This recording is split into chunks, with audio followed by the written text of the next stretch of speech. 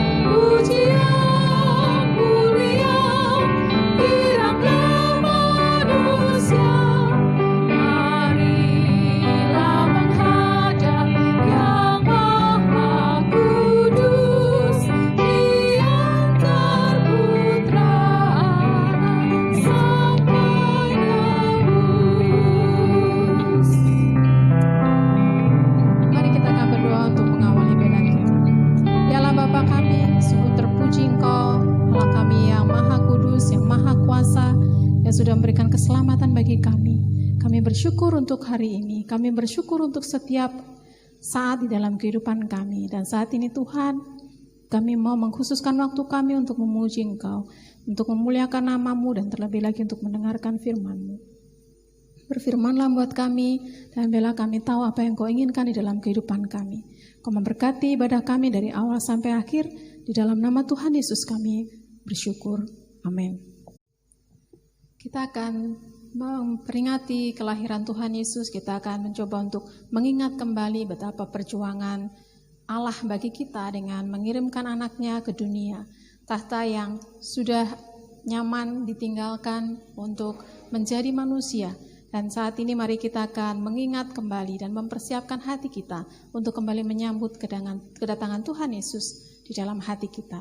Nyanyian pujian nomor 57, tahtamu kau tinggalkan. Kita akan mempersiapkan hati kita, seluruh hidup kita untuk menyambut Tuhan.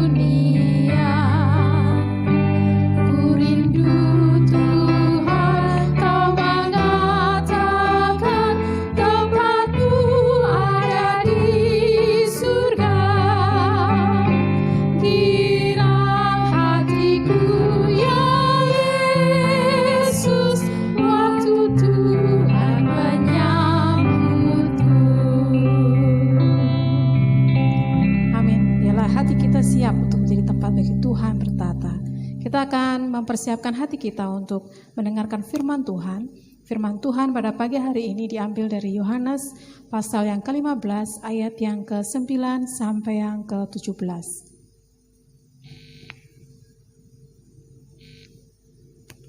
Perintah supaya saling mengasihi.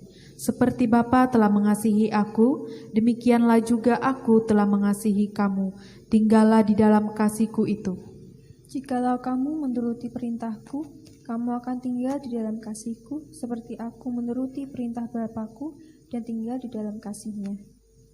Semuanya itu Kukatakan kepadamu, supaya sukacita-Ku ada di dalam kamu dan sukacitamu menjadi penuh.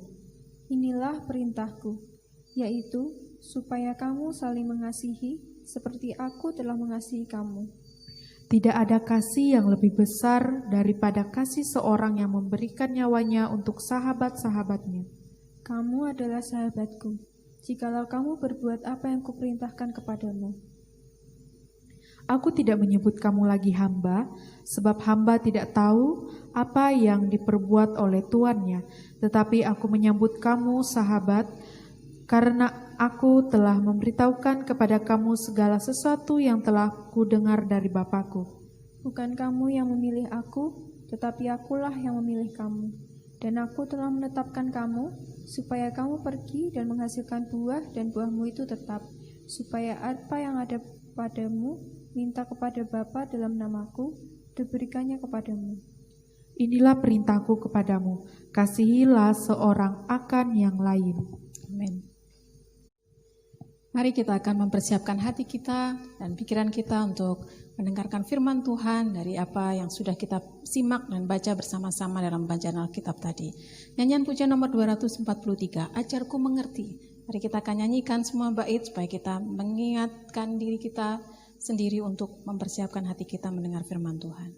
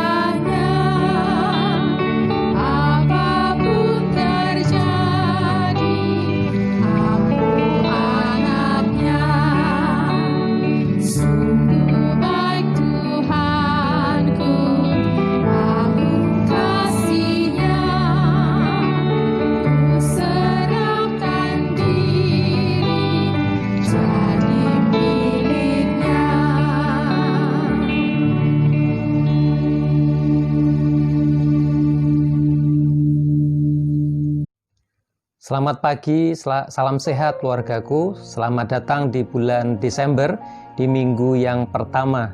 Sungguh kita patut bersukacita di tengah situasi-situasi yang rasanya perkembangannya kurang mengembirakan, tetapi akhirnya kita sampai di bulan Desember, bulan Natal. Kita sudah menikmati lagu-lagu Natal, kita sudah menikmati ornamen Natal, bahkan kita sudah melihat di gereja kita pohon Natal sudah didirikan. Sekali lagi kita perlu mengucap syukur, dan mari kita mendukung setiap program Natal, kegiatan Natal kita melalui persembahan Natal.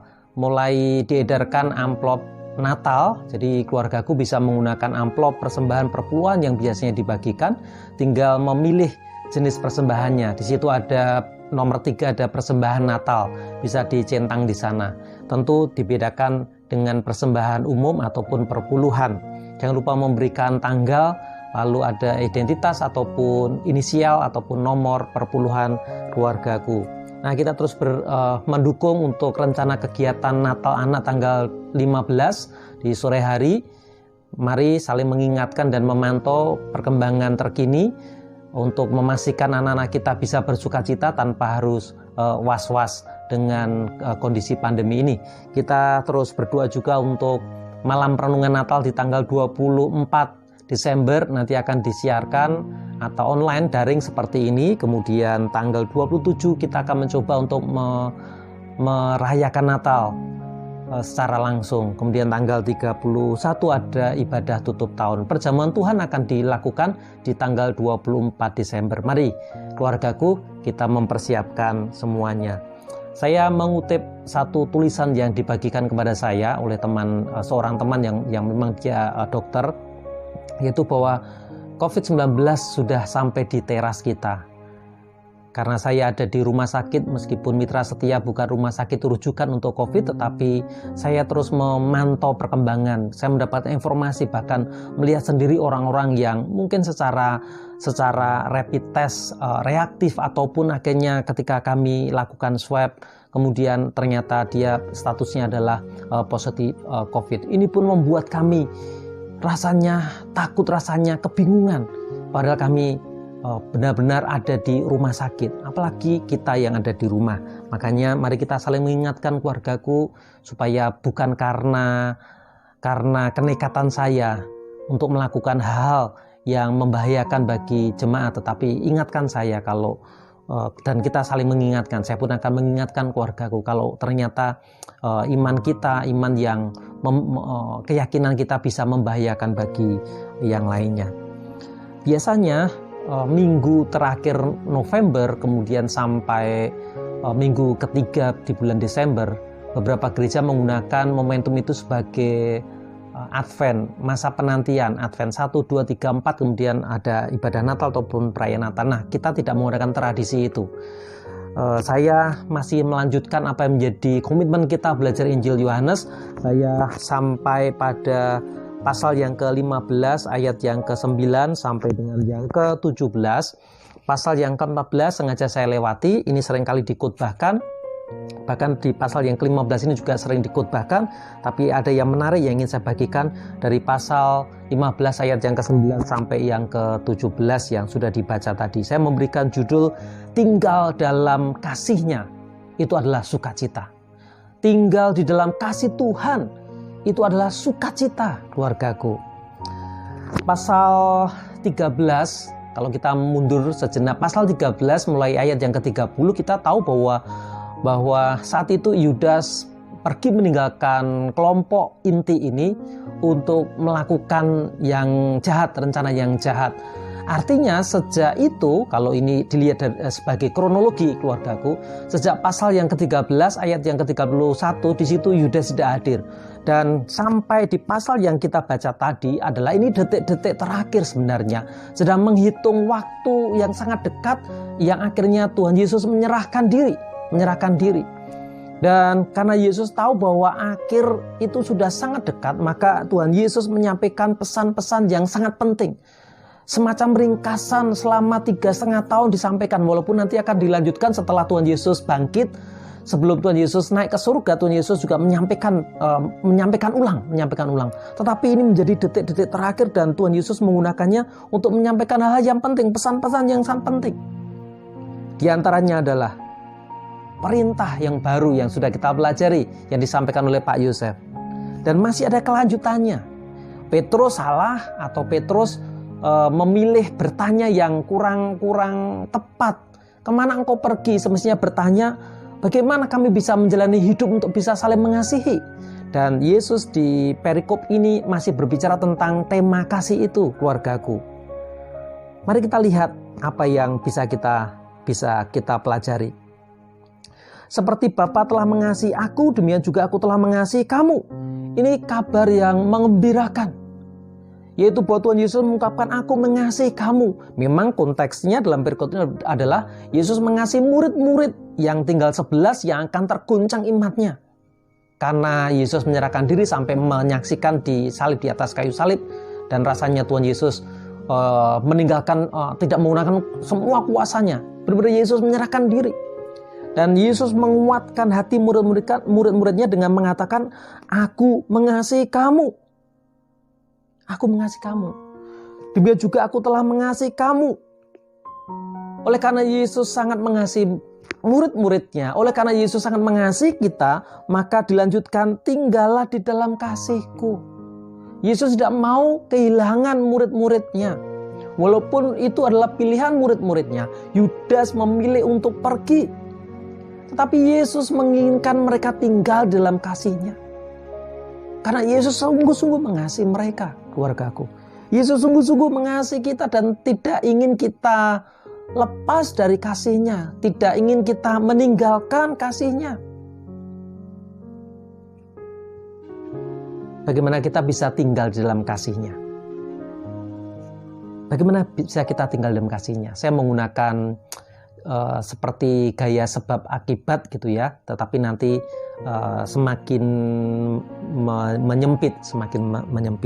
Ayat yang ke-10, jikalau kamu menuruti perintahku, kamu akan tinggal di dalam kasihku. Bagian yang pertama yang bisa kita pelajari adalah saat kita melakukan perintahnya, melakukan kehendaknya, menuruti perintahnya, kita tinggal di dalam kasih-Nya. Yang pertama adalah saat kita menuruti perintahnya, mengikuti kehendaknya, maka kita telah tinggal di dalam kasih-Nya. Ayat yang ke-10 tadi mengatakan, jikalau kamu menuruti perintahku.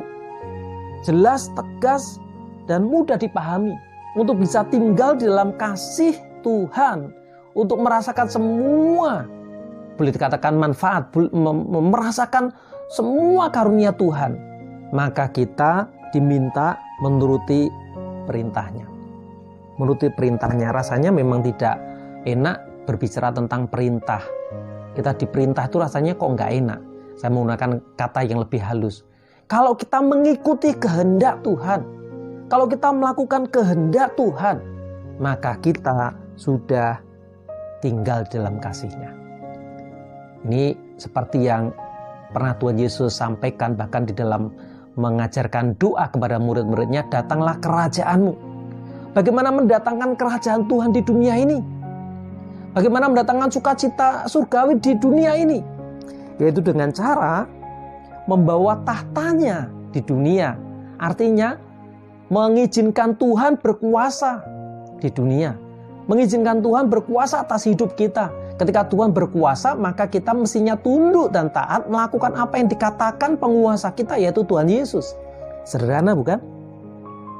Menghadirkan kerajaannya berarti melakukan semua aturan yang berlaku dalam kerajaan surga di dunia ini. Ini berarti juga menuruti perintahnya, mengikuti kehendaknya, keluargaku. Mengikuti kehendaknya.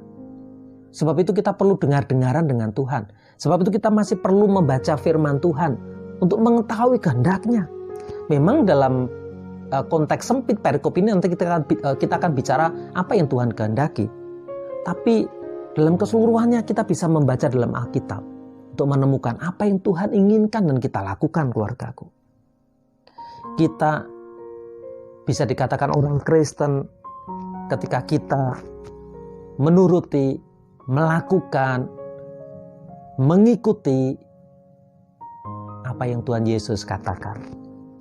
Teladannya adalah Tuhan Yesus sendiri. Teladannya adalah Tuhan Yesus sendiri. Ayat yang 10 bagian akhir, seperti aku menuruti perintah Bapakku. Karena Yesus sudah memberikan teladan, maka kita sebagai orang Kristen, yaitu Kristus kecil atau orang-orang yang mengikuti apa yang dilakukan oleh Kristus, kita pun akan menuruti perintah Kristus. Yang kedua, yang pertama, dengan menuruti perintah Tuhan Yesus, berarti kita tinggal di dalam kasih-Nya. Yang kedua, kita menjadi sahabatnya. Kita akan menjadi sahabat Yesus kalau kita menuruti ataupun melakukan perintah Yesus. Wow, menarik sekali. Menarik sekali. Di tengah kesedihan, di tengah sukacita, di tengah kehidupan ini, kita perlu mengaktualisasikan diri dengan salah satu caranya adalah ketika kita mempunyai teman. Mempunyai teman. Meskipun kita sedang menegakkan protokol kesehatan berjaga jarak, menjaga jarak, tetapi bukan berarti kita tidak boleh berteman. Kita masih bisa berteman, baik bertemu langsung maupun melalui sosial media. Jangan pernah menjadi seorang sendirian, soliter. Itu sangat lemah. Kita perlu seorang sahabat. Dan ayat yang ke-14 menarik, keluargaku. Kamu adalah sahabatku jikalau kamu berbuat apa yang kuperintahkan kepadamu. Kita akan menjadi sahabat Yesus kalau kita melakukan perintahnya. Yang pertama tadi kita belajar, kalau kita melakukan perintahnya, kita tinggal di dalam kasih-Nya. Lalu yang kedua, kita menjadi sahabatnya kalau kita melakukan perintahnya. Yang berikutnya dikatakan di sana, aku tidak menyebut kamu lagi hamba. Hati-hati kalau mempelajari ini, keluargaku. Memang semangat pelayanan kita adalah semangat hamba Tuhan. Tetapi dalam hubungan, dalam kedekatan, Yesus merobohkan sekat itu. Yesus mengatakan, kamu adalah sahabatku, bukan hamba. Kalau konteksnya hamba pada waktu itu, ya tidak boleh dekat-dekat dengan tuannya sebenarnya. Ada gap dan Tuhan Yesus memberikan penjelasan di sana. Sebab hamba tidak tahu apa yang diperbuat oleh tuannya, tetapi aku menyebut kamu sahabat karena aku telah memberitahukan kepadamu. Ketika kita menuruti perintahnya, kita menjadi sahabat. Nah, menjadi sahabat itu berarti dekat sekali. Tidak ada yang dirahasiakan lagi. Apapun bisa kita bicarakan, apapun bisa sahabat sampaikan kepada kita. Nah, ini berbeda ketika kita mempunyai status seorang budak. Seorang budak ya, hamba terlalu halus. Budak nggak perlu tahu urusannya tuannya. Budak hanya melakukan yang diperintahkan tuannya. Loh, tadi kan kita juga melakukan perintahnya Tuhan. Nah, makanya di sini dipertajam keluargaku. Sekalipun kita melakukan perintah Tuhan, tetapi Tuhan tidak pernah menganggap kita adalah budak, tapi menganggap kita sebagai sahabat. Justru kita menjadi sahabat Tuhan ketika kita melakukan apa yang Tuhan inginkan. Kenapa? Karena tidak ada lagi sekat antara kita dengan Tuhan. Makanya Tuhan Yesus dikatakan sebagai Immanuel, yang berada dengan kita, yang beserta dengan kita. Tidak ada lagi sekat lagi. Tidak ada sekat lagi. Kita punya sahabat sejati keluargaku. Ini sangat melegakan. Mungkin ada banyak beban yang sulit untuk saya mau cerita ke siapa. Saya mau cerita ke Pak Pendeta, saya takut nanti dibocorkan misalnya. Atau malah saya dimarahi Pak Pendeta. Saya mau cerita ke asisten gembala sidang, nanti paling juga disampaikan ke gembala sidang. Saya mau cerita ke teman pekerjaan, aduh nanti malah ngember kemana-mana. Jangan lupa keluargaku, kalau kita menuruti perintahnya, status kita adalah sahabat Yesus. Sahabat yang seperti apa yang Tuhan sebutkan? Yaitu ayat yang ke-13 menarik sekali. Tidak ada kasih yang lebih besar daripada seorang yang memberikan nyawanya untuk sahabat-sahabatnya. Dan Yesus menyebut kita sahabat karena Yesus sudah mengajari atau terlebih dahulu menjadi sahabat yang sejati, yaitu menyerahkan nyawanya untuk kita. Jadi bukan sahabat kaleng-kalengan. Yesus itu sahabat sejati yang sudah rela menyerahkan nyawanya, lebih-lebih menyerahkan apa lagi? Hidup nyawanya jadi diberikan kepada kita sebagai sahabatnya. Lebih yang lainnya. Puji nama Tuhan. Jangan kecil hati keluargaku. Kita punya sahabat sejati ketika kita menuruti perintahnya. Yang ketiga, sebenarnya ketika kita mempelajari ini tujuannya apa sih? Sebenarnya apa yang Tuhan inginkan sih? Sampai-sampai mengatakan, aku mengasihimu. Tinggallah di dalam kasihku. Kamu adalah sahabatku. Tujuannya apa? Atau boleh dikatakan, dari pasal yang ke-14 kemudian 15 ini apa sih yang Tuhan Yesus mau untuk murid-muridnya pada waktu itu? Dan tentu juga untuk kita murid-muridnya saat ini. Tujuannya tetap sama. Perhatikan ayat yang ke-11. Tujuan dari apa yang Tuhan sampaikan di perikop adalah, semuanya itu kukatakan kepadamu supaya sukacitaku ada di dalam kamu dan sukacitamu menjadi penuh. Makanya saya memberi judul, tinggal di dalam kasihnya maka sukacita. Tujuan kenapa Tuhan menyampaikan rahasia besar ini adalah supaya kita memiliki sukacita. Dan sukacita kita adalah penuh. Ayat yang ke-16 tujuannya adalah supaya kita menghasilkan buah. Bukan kamu yang memilih aku, tetapi akulah yang memilih kamu, dan aku telah menetapkan kamu supaya kamu pergi dan menghasilkan buah, dan buahmu itu tetap. Keluargaku, kita diutus untuk menghasilkan buah. Dan ketika kita tinggal di dalam kasih-Nya, maka kita bisa menghasilkan buah. Dan kabar sukacita yang berikutnya adalah ayat yang ke-16 bagian akhir. Supaya apa yang kamu minta kepada Bapa dalam namaku diberikannya kepadamu. Tujuannya supaya kita diteguhkan bahwa kalau kita tinggal di dalam Yesus, maka kita bersukacita. Kita mendapatkan sukacita yang berbeda dengan yang dunia berikan. Kenapa? Karena telinga Bapa kita tertuju kepada kita. Supaya apa yang kamu minta kepada Bapa dalam namaku, dalam Yesus, nama Tuhan Yesus. Makanya kalau kita berdoa, di dalam nama Tuhan Yesus kami berdoa, amin. Bapa memiliki telinga, mengarahkan telinga kepada apa yang kita doakan. Dan yang terakhir, apa yang sebenarnya sedang Tuhan Yesus bicarakan? Kok dari tadi berbicara menuruti perintahku? Perintah yang apa? Perintah yang sudah kita pelajari sebelumnya dengan Pak Yosef. Ayat yang ke-12, ini yang menjadi fokusnya. perintahnya Tuhan. Kalau kita melakukan perintah Tuhan, maka kita menjadi sahabatnya. Kalau kita melakukan perintah Tuhan, maka kita telah tinggal di dalam kasih-Nya. Dan kalau kita tinggal di dalam kasih-Nya, maka kita akan mengalami sukacita. Kita akan mengalami kehidupan yang berbuah. Dan kita akan mendapatkan jawaban dari doa-doa kita. Lalu apa perintahnya? Ayat yang ke-12. Inilah perintahku, yaitu supaya kamu saling mengasihi. Tegas. Kita sudah belajar ini. Saling mengasihi. Kata saling sudah dikupas tuntas oleh Pak Yosef. Saling mengasihi. Dan karena pentingnya perintah ini, maka di mulai pasal yang ke-14 sebenarnya dan seterusnya turut disinggung.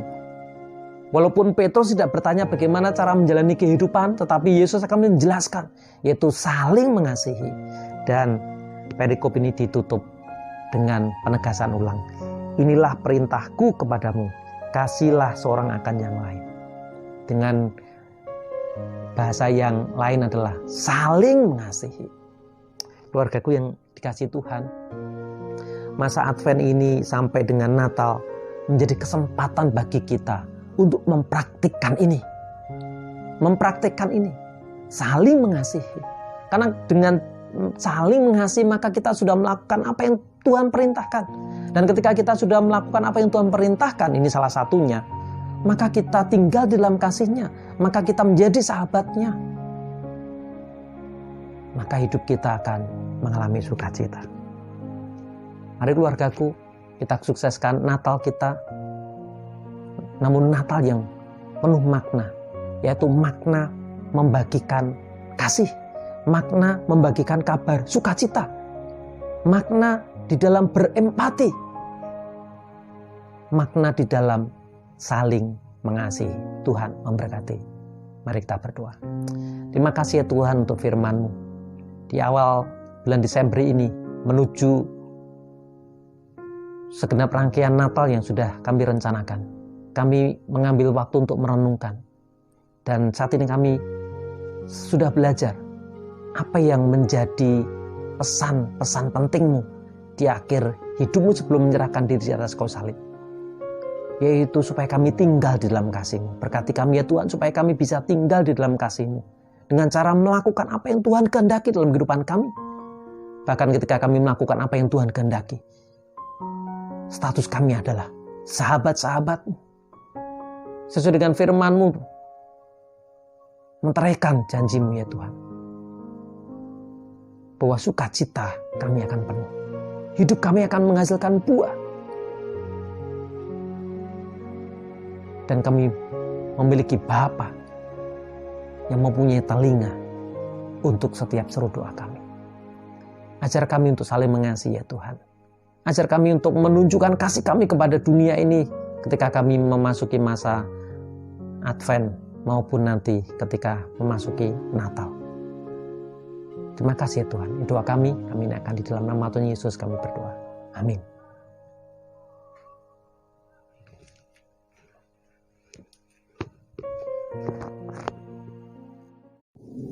Kita sudah mendengarkan firman Tuhan yang disampaikan oleh Pendeta Yones Purnomo, dan biarlah firman ini menguatkan kita supaya kita tetap tinggal di dalam kasih Tuhan, karena Dia adalah sahabat kita yang setia yang sudah menyerahkan hidupnya bagi kita. Padaku ada sahabat, kita akan nyanyikan dari nyanyian pujian nomor 320 untuk meresponi firman Tuhan.